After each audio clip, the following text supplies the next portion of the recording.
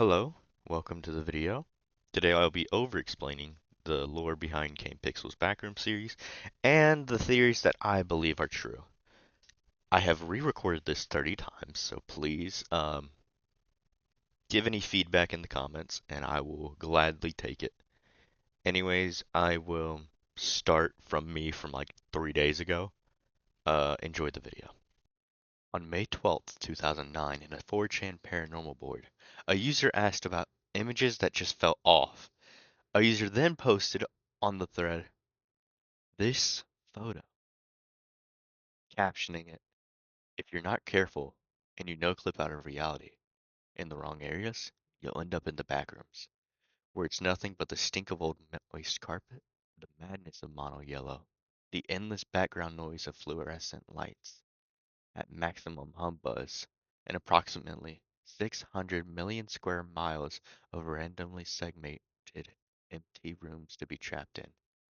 God save you if you hear something wandering around nearby, because it sure as hell heard you."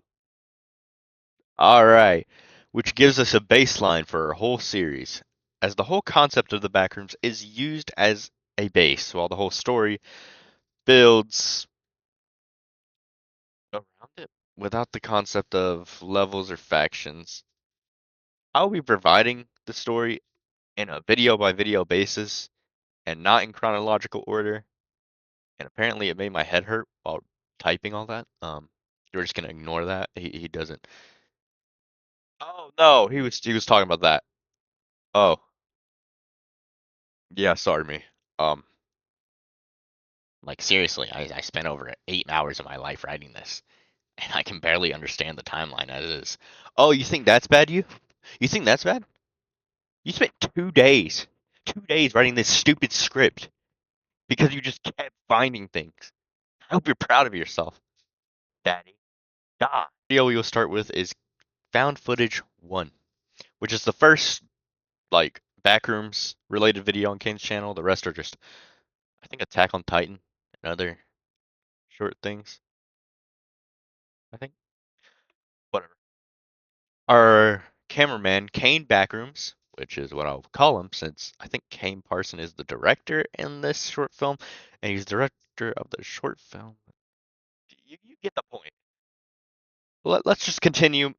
Weird, bad, scary movie aside, we see our main character, Kane Backrooms, fall into, I guess, the backrooms. Of course, it doesn't show much than our date. Did I seriously not put the date? I I put date and then date. Dude, look behind you. Oh my God. Um, let's get back on track. And nothing else happens in this video that is like lore-wise important other than the wall. We will come back to this stupid image that has haunted my dreams, literally. I don't know what is about this image and the two other things we will get to in this video, but they have haunted me day in and day out.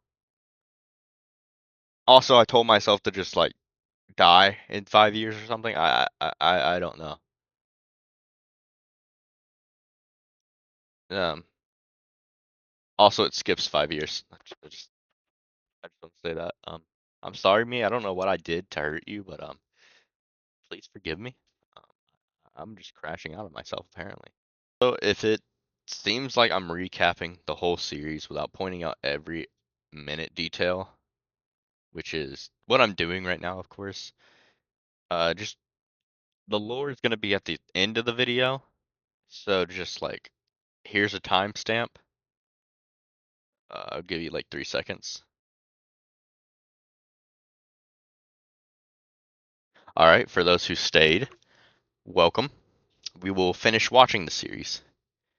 Video 2 is an unlisted one, which is very hard to even pronounce. I don't even know what to pronounce it, so we're just going to say the date of it. It's March 11th, 1990. I don't really understand this video at all. It just points out a null zone, but KV31 is stated as the project, which is the overall term of the operation that is the backrooms, the complex, some would call it. And that's all that's in that video.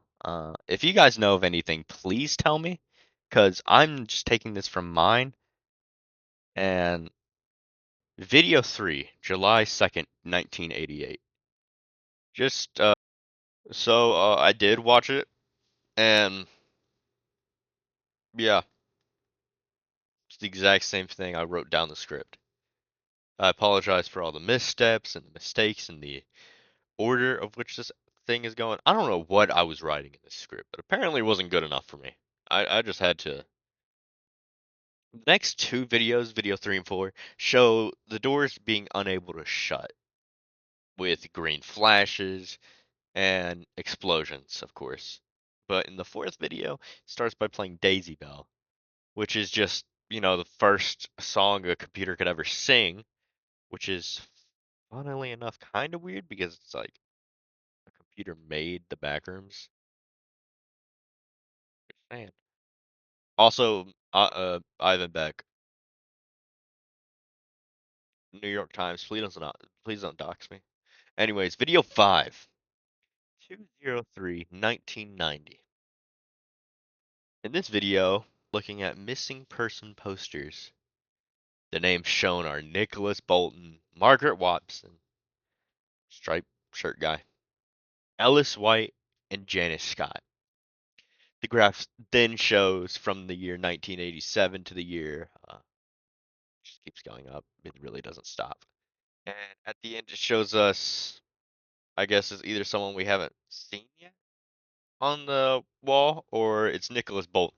My guess is it's Nicholas Bolton. I mean, it's just the face, but I don't know. That's more of a guess than anything. It really doesn't have anything to do with the story. Oh yeah, awesome. Like if anyone blame him, I don't know. Who could that be? Video 6 is on February 5th, 1990. Autopsy report. The body is a male, 18 through 21. Time of death was 5 days ago, and the cause of death was malnutrition. The body is expedited in decay in some areas, while others are stunted by the bacteria. I put echo again. Oh, yeah. Okay. Not cool though. It's a mutated strain of simple hay kilt, but God dang it, Gavin, just get Google to do it. And then we hear some that async employees have no idea of the backrooms because the morgue guy goes. He says that.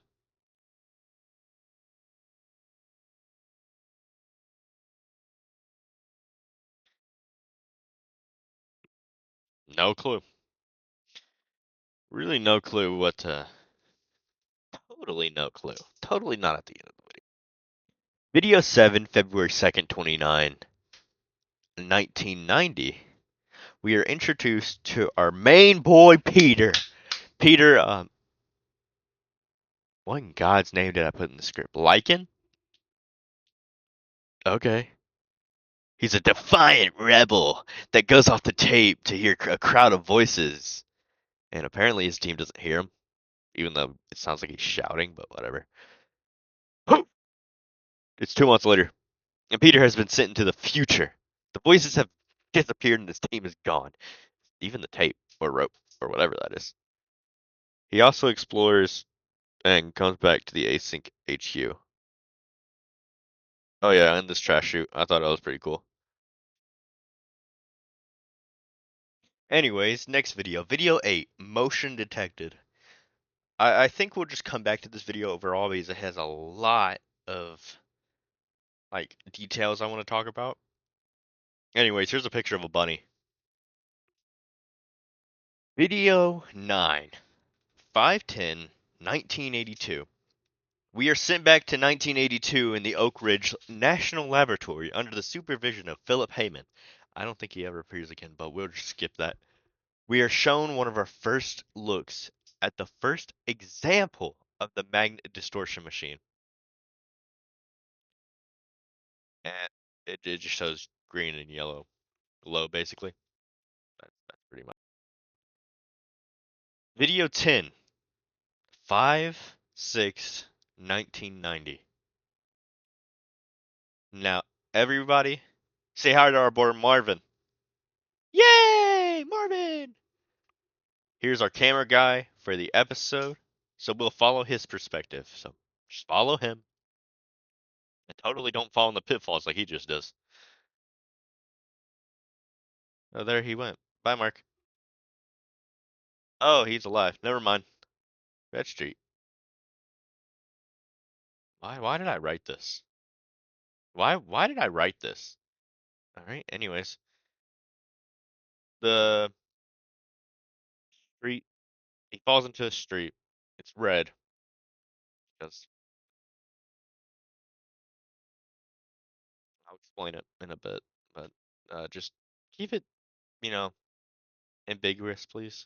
I just think it would be a lot cooler if we just keep it ambiguous, just between me and you. I want to save it till the end, so y'all are like, oh, that's so cool. That's such a good idea. Just save it to the end. Also coughing. I don't know why he coughs a lot. Please, please. Same video. Someone or something has been living in the back rooms, having a bag and a place to rest. Numbers taking from the buildings, and they rest on a pile of cardboard. Also, the creature in this video is able to speak English. Not only does he shout help, is anyone there? I think that's all he shouted. But yeah, I think that was all he shouted. Totally not didn't just put like an editing thing there. Just to show y'all what I meant.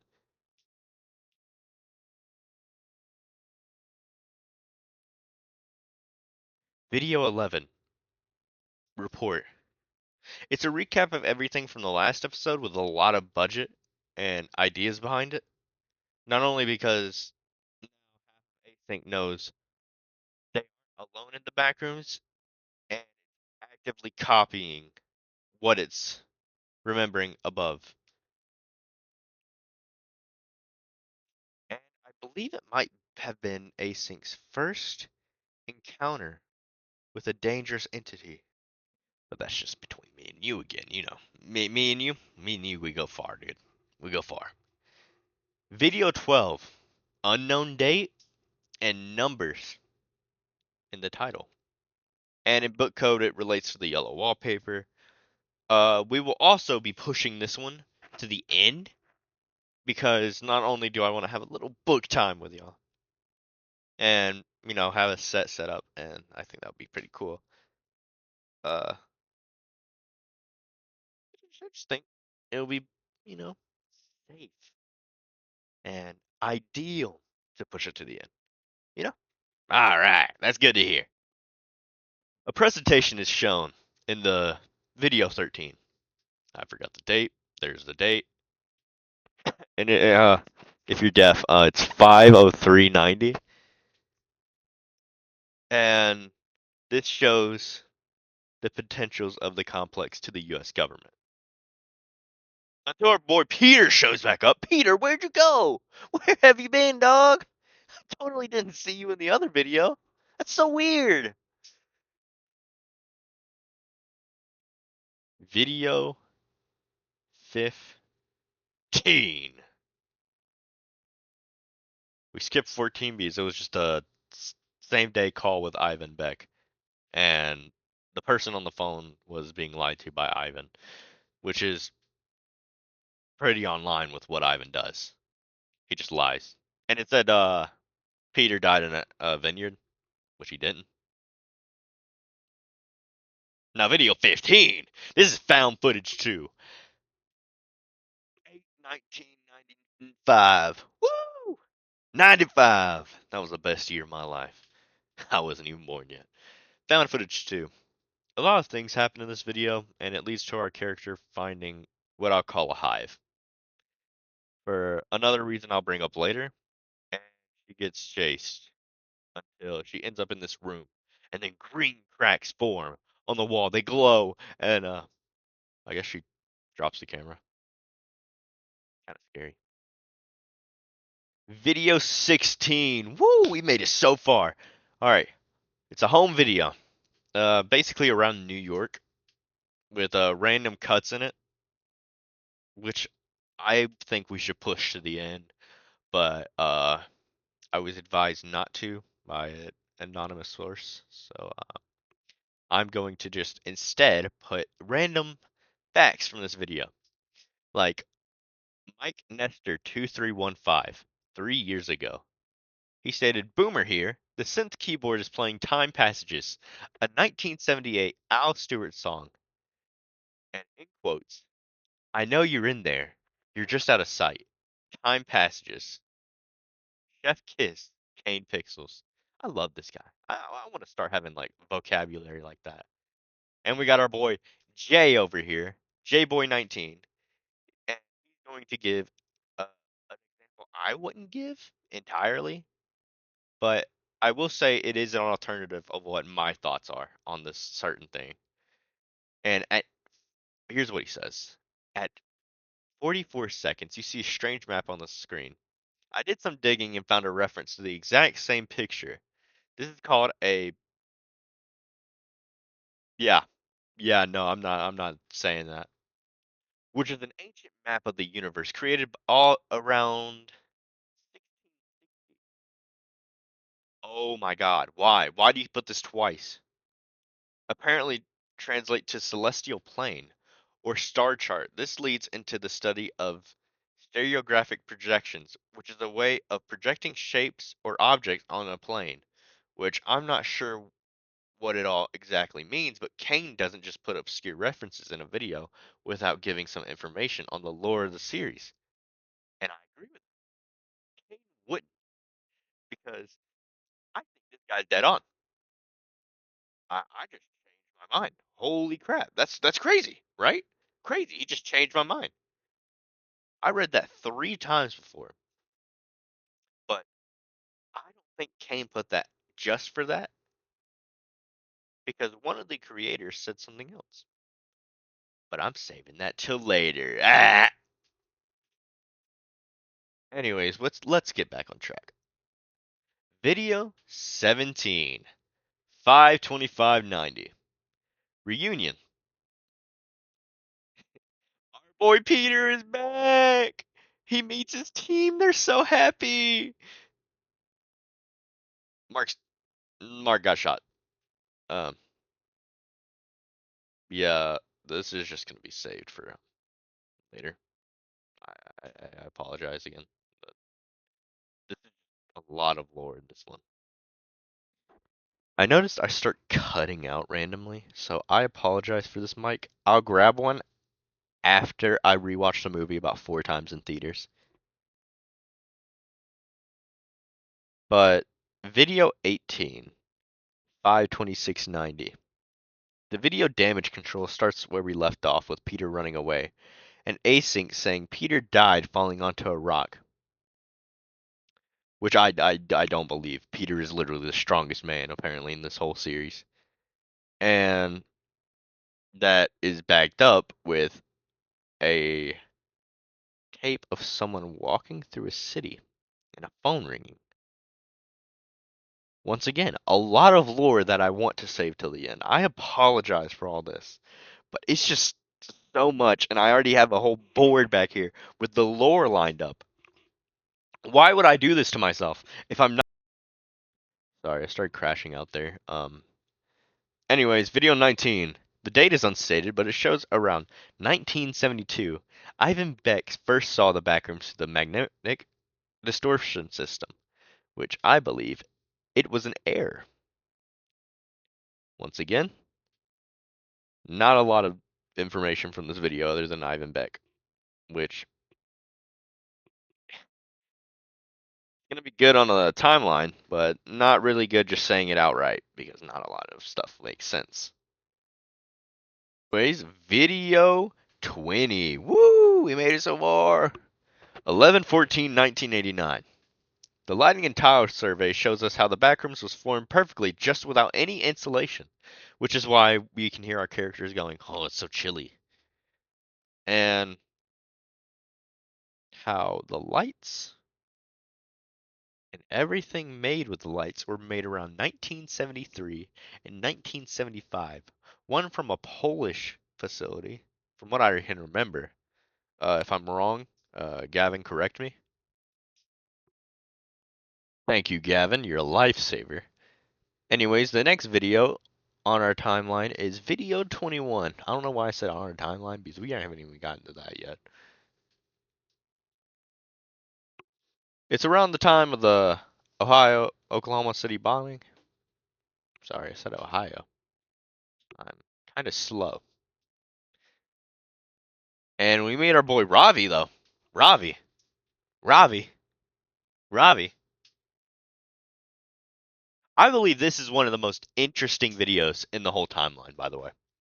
It just, it's not only one of the longest and gives us, like, so many things that isn't just a broad thing out of nowhere that no one would understand. Like, it actually shows things from other episodes.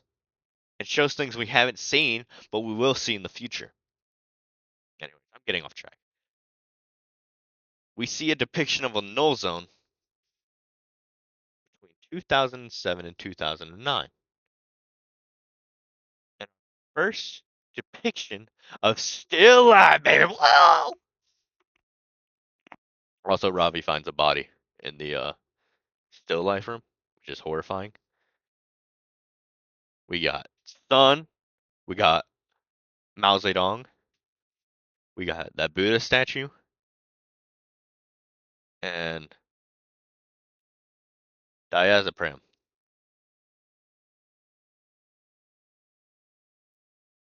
Anyways, video 22. Video 22 is our last episode in the series, and it starts off with an argument between two people. I will save that for the lore segment. I know. I know. I know. Okay, you are saying too much. It's important, I can tell you that. But the end of the episode shows us how the backrooms are moving, and not moving in like normal ways. Like you would think, whoa, tear tape. No, the tape is remaining the same, and the wall texture is stretching. The wall is stretching, but the tape remains the same, which is weird.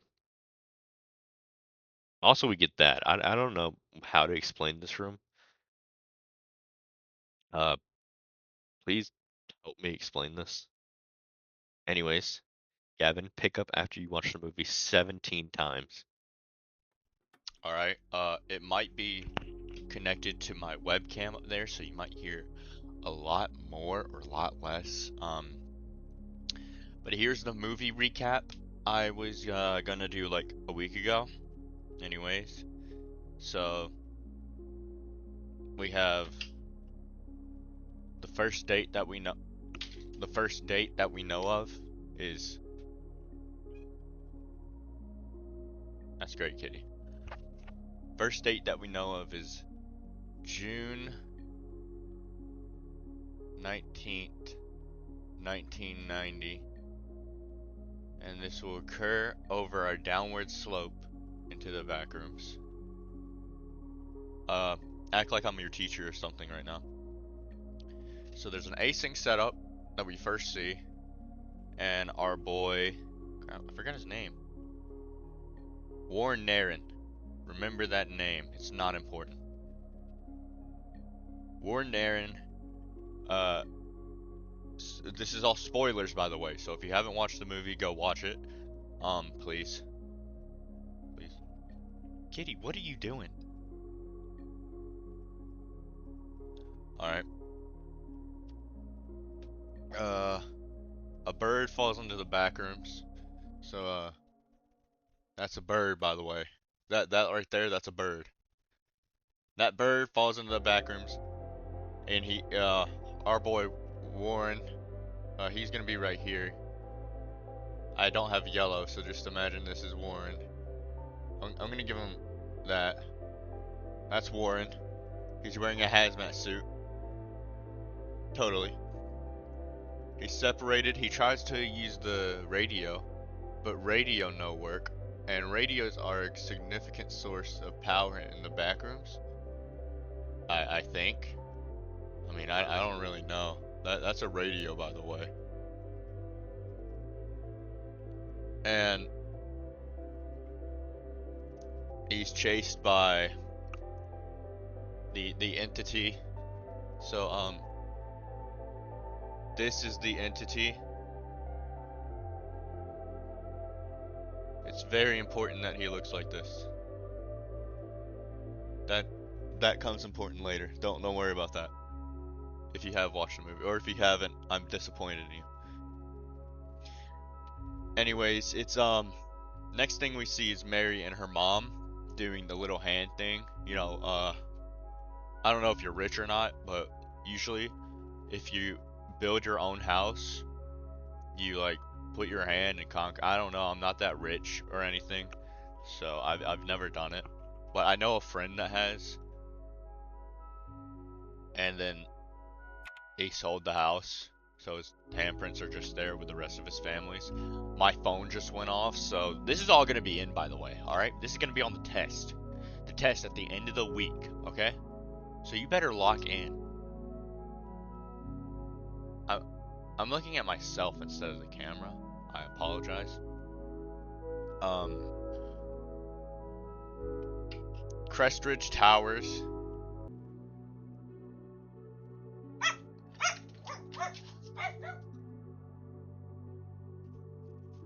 I forgot to wear the most important thing about the outfit right now. Yeah. Let me pull up the script again. 1 second.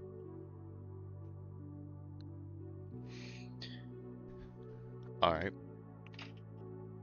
And where we left off is Mary's home being torn down. So house go bye-bye. I'm gonna put a wrecking ball. There we go. It kind of looks like a fishing line. Alright. And Mary is known to be talking about loops. So we're gonna put a loop here. Can you see that? Good. Known with the loop is walking in circles. That's why I put that. It's a loop. It's a loop. It's a loop. Oh my god. So this is the funny part about using CapCut randomly throughout the video. Audio just cuts out. It's refusing to work for me. I literally made sure the video is fine. The video's fine. I can work fine with it, but CapCut is just refusing to take this audio. So just act like you know what I'm talking about. Basically what I was talking about is just let me look at my board. We were talking about breakers. When the electrician comes, Clark finds a breaker, and the breaker controls like why he's getting charged so much on his electricity bill. And that in turn makes Clark suspicious. So he while talking to the guy, there is a moment where Kat comes downstairs and goes, "Didn't we kill the rat?"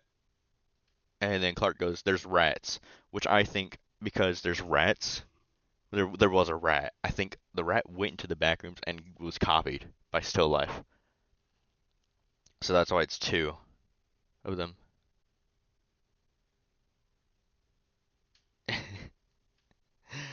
But yeah, I I don't know why he's looking.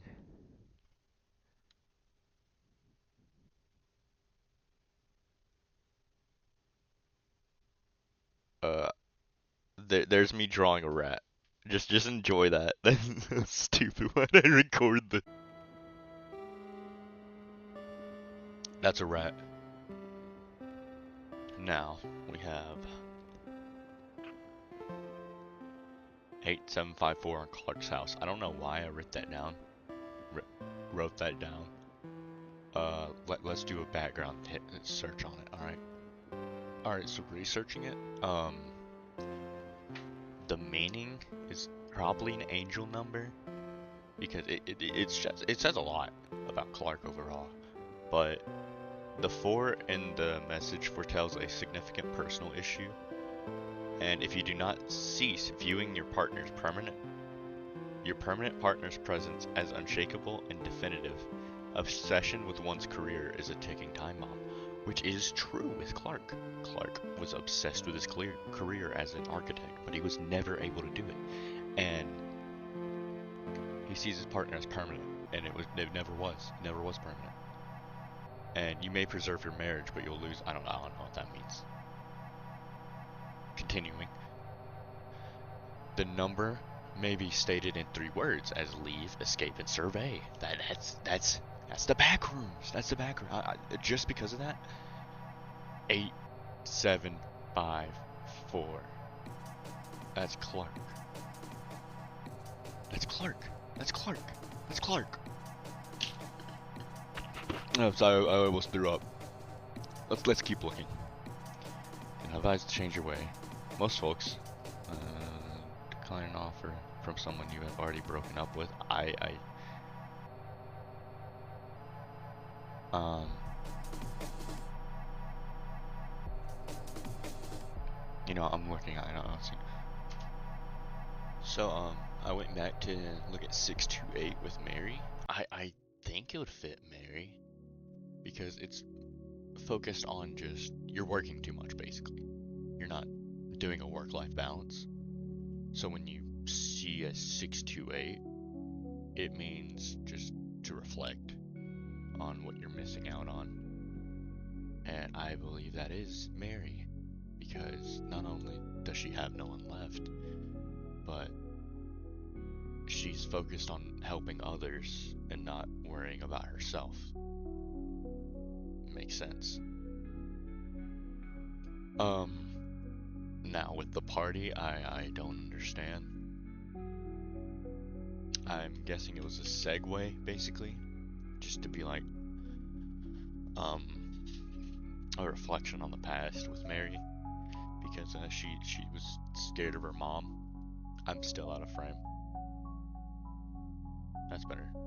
It's a reflection of her and her mom, basically. Uh, but she does take pills, and the pills are in a plastic bag. You see, I'm trying to come up with a conclusion on this dot. Like I wrote all this down, had every explanation behind it. Gone, gone. So we're gonna say Mary is using pills to suppress her past, suppress the feeling of isolation and regret that she had never had a normal childhood. Um, I'm gonna put that under ulterior motives.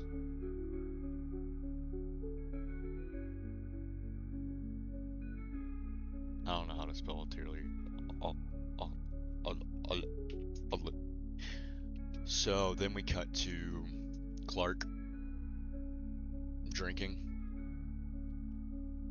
saying it's better than a woman, and saying the thinking takes too much time. God save your children if you ever were to have one. I'm just so funny. I'm just so funny. But the pile of furniture represents the complex not understanding the backrooms or how furniture stores work overall, I would say. And it just tries to create, because this is like at the beginning, I would think. I don't think the furniture store would have been made in the backrooms yet because it didn't have someone from, wouldn't have been made in the backrooms yet because I don't know. It just makes sense why it would be in a pile. So here we're gonna put a pile of furniture. That's a pile. Now I had a better explanation on my phone, so I'm just gonna read it out. It doesn't understand what a furniture store is, but it understands the concept of furniture in a store. So it just thinks that it should be in a pile, and people just take it out. That's what it means. Because it doesn't understand how it's supposed to be laid out, it wouldn't make sense that way. Anyways, there's a door and then a dead bird. Same dead bird we saw at the beginning. Oh god, where did I put that bird? There it is. Dead bird over here. Uh, there's barely any bacteria growing from it, which could be something. We don't see a lot of birds in the back rooms. But then again, it could be the same bird. I don't know. I had to watch the movie 3 times to actually think, but I didn't think too hard because look at me. Anyways, we see the big chair, which if you watch the movie you would understand the significance of this. That does not look like a chair. Anyways, there's the big chair. It's tilted because it's in the motion of falling. And we have Cat and Bobby over here. I didn't mention Cat or Bobby much, but they're somewhat important, I guess. But there's their shoes because they wear shoes, and I think this guy. Oh, I forgot to give him his hat. Close enough. This guy would eat these people.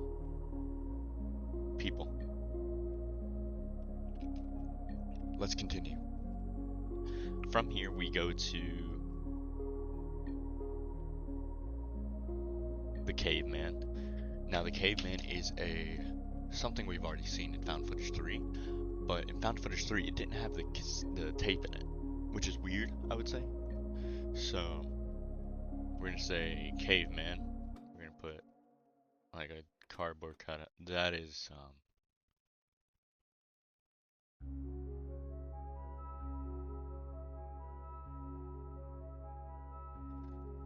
I'd say that's pretty close.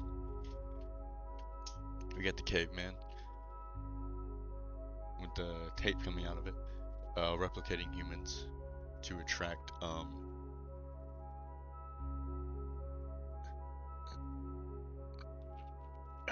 God, mirror images are so difficult to understand. That thing. What the? That thing.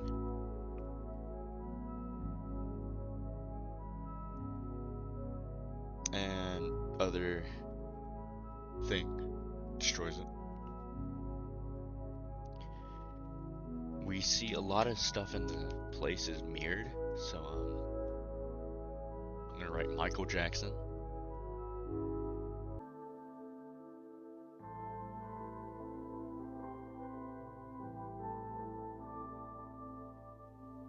Which is very important. Michael Jackson isn't what I heard most of the time in the theater. We go back there, and Clark realizes it's free furniture, so he just starts taking. Hey, kitty. Anyways, Clark just starts taking all the free furniture. Uses free furniture. And it's Clark. Clark is a very opportunistic man. I think that's how you say it. Let's continue. The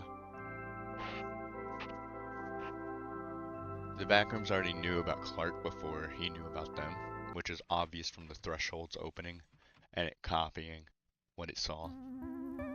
And the longer I think Clark stayed in there, the more his memories would spread out into the backrooms, leading to the creation of not only still life, but other things like the furniture store, for example, or the convenience store, or the therapy office. But it wouldn't get it right until someone else would come in, which we'll get to. Anyways, we're continuing. I think during the outages, it has been indirectly learning about him that, yes, you're an idiot, Kevin. We literally just stated that. Dog.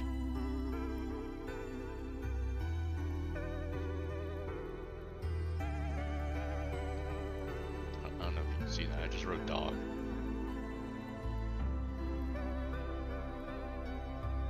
Why'd I write dog?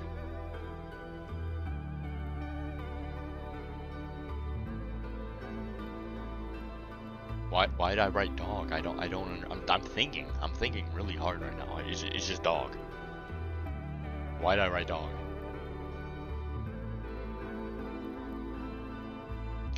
Alright, Clark enlists his employees, which is Bobby and Cat, to research with him of course you can see the furniture pile is getting smaller, so we're gonna, sorry, there, it got smaller.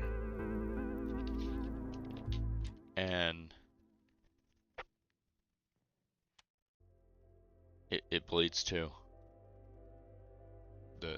That's the furniture, by the way, which is only on the wall, which would make sense why. We'll save it to the end, I guess. I love saying that, by the way. Couch staircase. Yeah, that's something. Piles of clothes in a room, which I think is this man's house. So he's gonna have a little house with his little piles of clothes. That's clothes, by the way. That's not like 30 birds. This is piles of clothes, and it's Bobby's t-shirt on top, meaning the backrooms knew of Bobby. And I think when Clark fell out of that chair, that's when something occurred. I believe Still Life was made in there, and Still Life Clark ate Still Life Cat and Bobby, meaning that's how he got the shirts. Of course, they couldn't escape because their shoes were stuck. They weren't fully formed, I guess, maybe.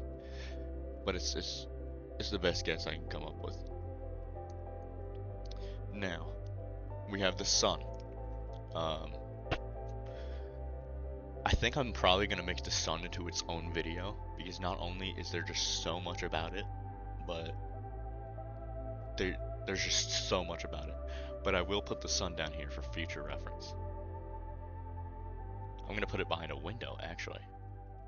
Because not only is that a big thing in the series, but it's a window. And I think that's pretty cool. And I like being a little artist back there. Mom, look, I made it. Continuing, we have carpet people again.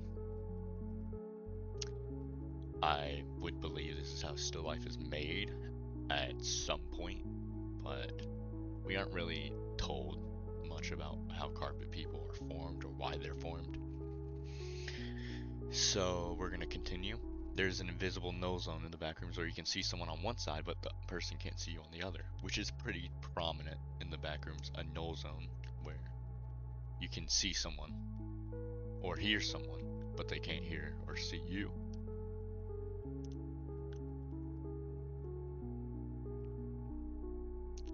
And Captain Clark grabbed camera.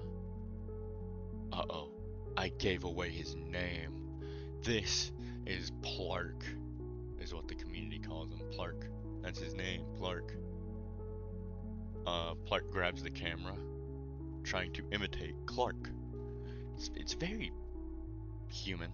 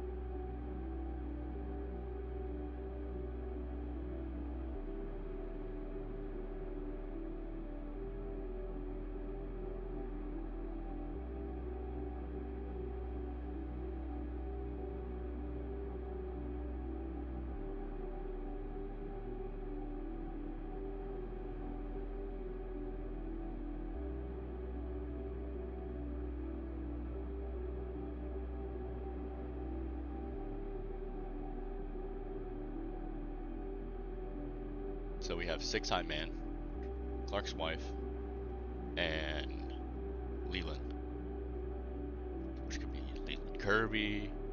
Leland could be another one of Kane's series, which I heard. But furniture doesn't bleed, which I guess I can tell you now. Basically what it's representing is furniture bleeding but humans not bleeding, because humans in the backrooms are formed out of like couch fluff. I put cooch. My bad. But you get the point. Couch fluff instead of vital organs and blood. I am. Why am I lower? Was I not relaxed this whole time? Anyways, he stabs the guy. No pain, no fear, no ego. They just simply exist, which I think what Clark longs for. He just wants to exist and not want to change, which he says that. And Cat's head is in the fridge, which I saw people saying that it was probably cannibalism. Definitely not. I don't think Clark would be that mentally deranged. I do think he's off, but I don't think he's that crazy.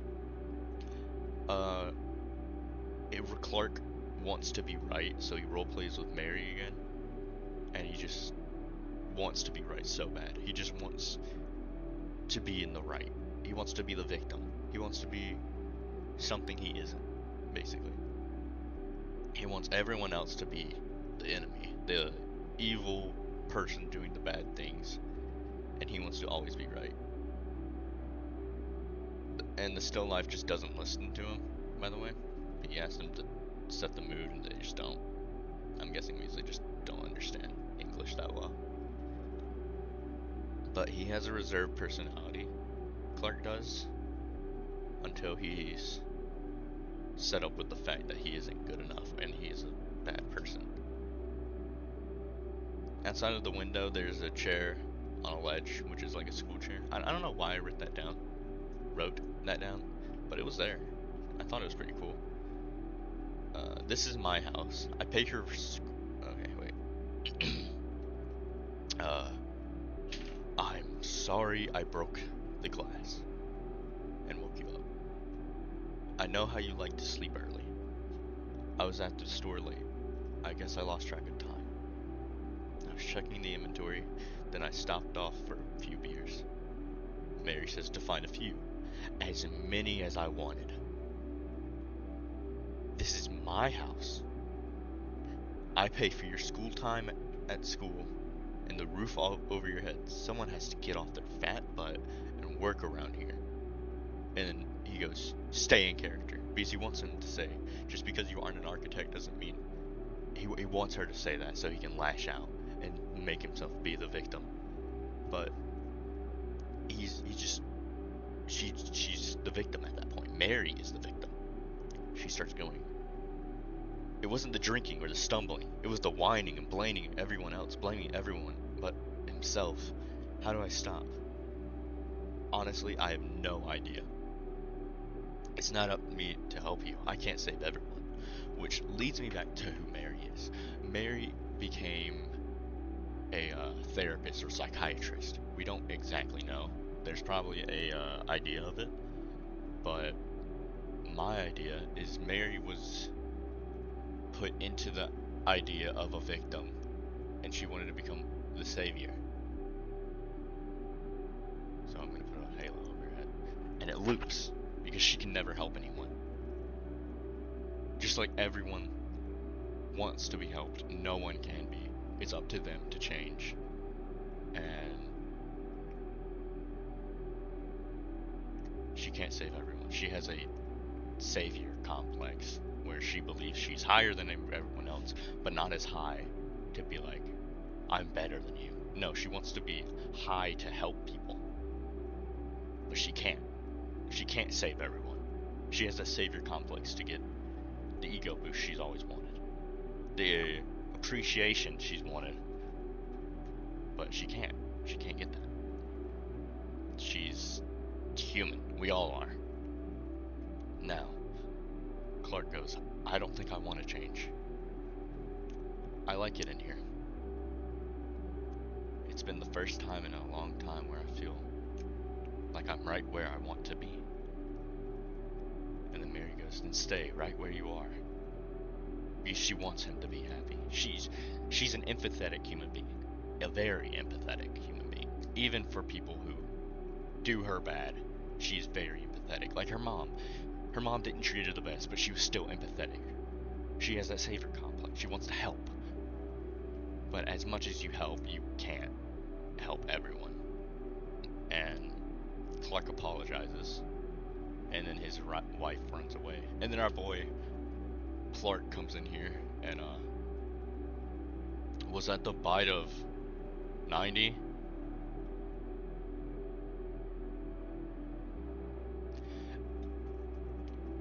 Clark talks to Clark saying, "It's all right. We know her. This is Mary. She says we don't have to change."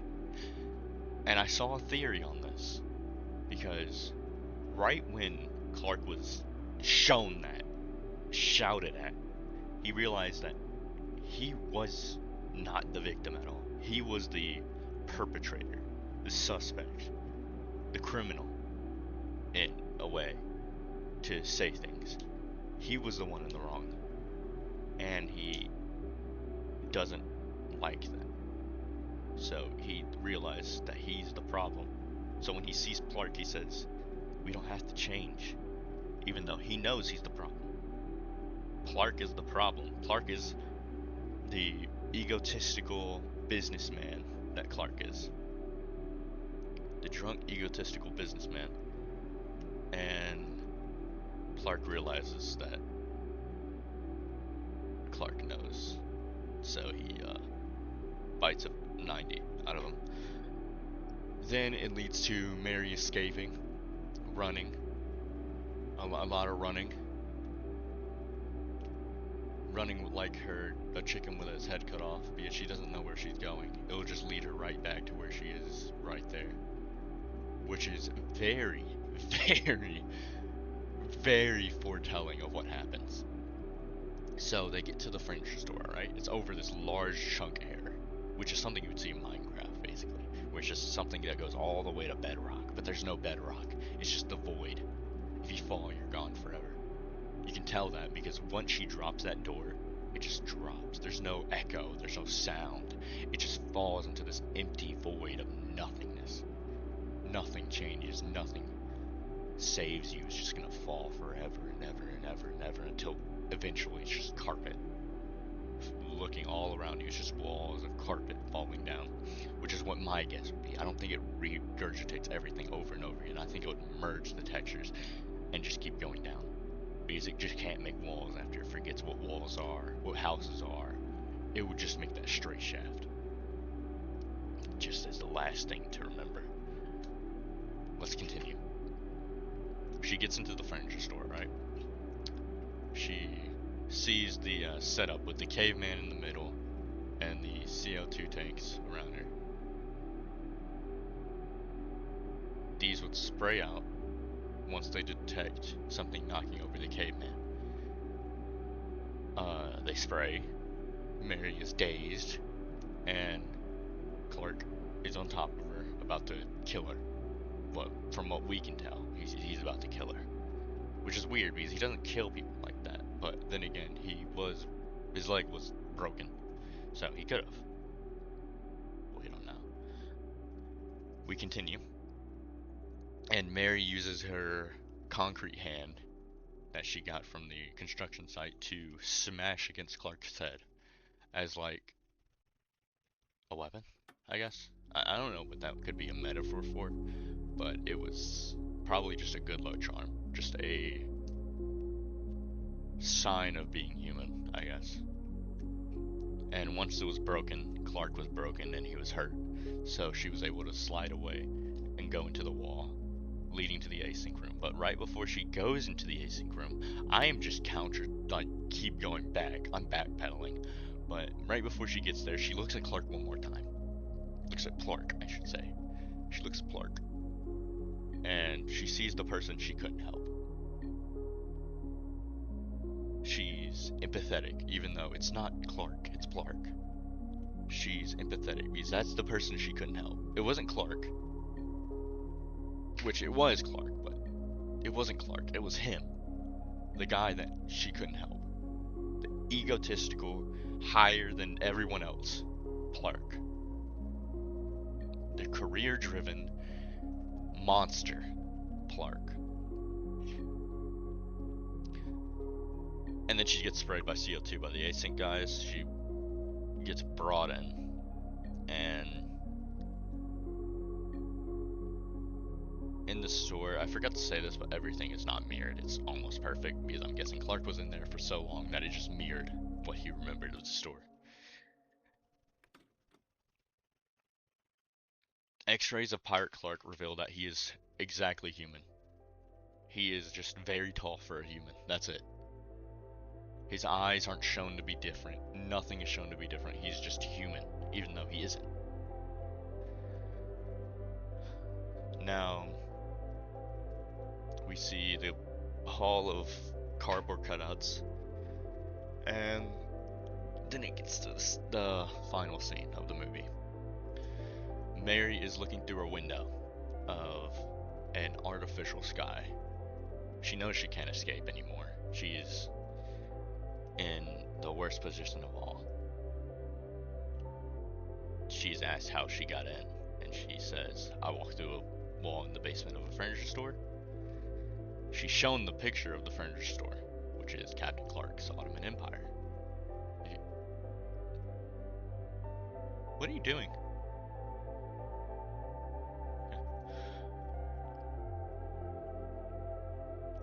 She was looking for someone, and she's shown a picture of Clark and Captain Clark before, anything bad happened. When Captain Clark didn't try to kill him because he didn't see himself as evil. So she asked, where am I? She doesn't say yes or no to that. She says, where am I?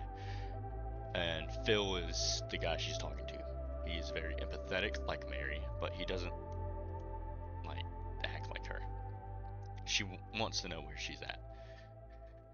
And Phil speaks that the async used to make MRIs for labs and stuff until they found the magnetic distortion device that opened rooms in something, which I believe the MRI part of that, of async, is compared to the mind in a MRI machine, because you get scanned in between these beams of things. You get scanned, and it shows the walls and paths of your brain. Or I don't know. I'm kind of dumb. And another phrase that is commonly shown throughout the movie is, it's like describing a dog to someone who's never seen a dog before, and then asking them to draw it. It's very real. It's a very real thing. Alright, here's a fun little thing. Let's do a little game. Alright, I'm gonna say something random. So there's this fish. Alright, it's a fish with a round head, and it's flat on land, but in the sea it's very circular. Alright. Alright. It has a lot of teeth, and it looks like a monster. It's brown, and it's just disgusting, I would say. Like, if you tried to eat it, you would probably vomit, just looking at the raw thing. Now, what did you have in mind? Tell me. If you have a picture of it, I would love to see it. Because it could be anything. It could be anything. Are you thinking of a narwhal? Are you thinking of a anglerfish? Are you thinking of a shark? You could be thinking of a shark, right? No. No, it's not even a blobfish I was talking about. It's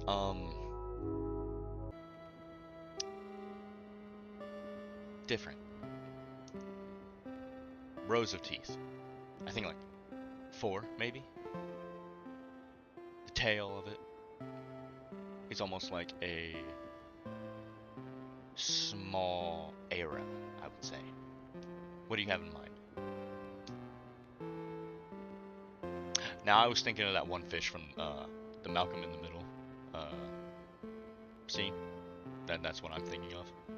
Just look it up and then tell me if you got it right. I would actually love if anyone in here told me they got it right, because no, it's the ocean. It's a place that's not even been fully explored.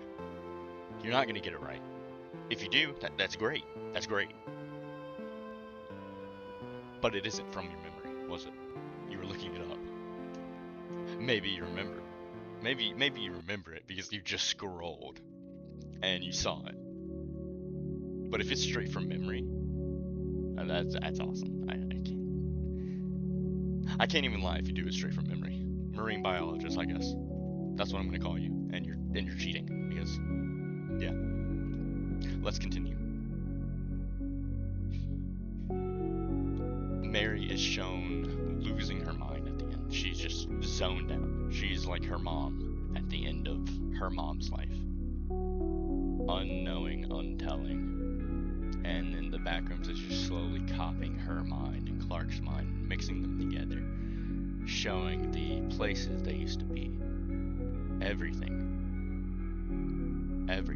Everything how it was in memory, but not perfect. Mirrored. Not perfect, but mirrored. July 3rd was the last they were seen, which is Kat and Bobby, as the posters repeat, which is something that probably Mary saw while she was driving, sawing the same poster over and over again, but it just tilted down because it could have gone down a hill. It remembers everything that was there just as it remembered. Her book was in like a reference to the end from the backrooms. And the last scene of the movie is Mary as still life in the backrooms, sitting in a chair just as she was when we saw her true self, which is true. As I said, it foreshadowed before. She will run around like a chicken with her head cut off, going exactly where she was, which is sitting back in a chair, looking directly at someone, and talking about what she's seeing. Now that's the movie. Sorry it isn't exactly too deep of a dive. I want to probably make this video into 2 sections because it's difficult, alright? I had to go through the entire series, I had to edit all that, and I'm just one man. I had to write the script, I had to study, I have to work 3 jobs. But yeah, I did this because it was fun. I love liminal spaces, and I just love talking to a camera about who I am. So if you enjoyed this, wrong thing. Hey kitty. Kitty. Say hi. Close enough. If you enjoyed this at all, I would recommend subscribing, because I'm going to try to do a lot more stuff with liminal spaces and just places that are forgotten in the mind. Like Kane Pixel's series. I like Kane Pixels. Kane Pixels is probably like one of my favorite directors right now, other than Vince Gilligan, Breaking Bad guy. But I will make a second part to this, which is just the theories about the series and the movie from my recollection. If you want a depictive timeline of everything, I would say definitely check out Red. I forgot her full name, but it's Red. She makes amazing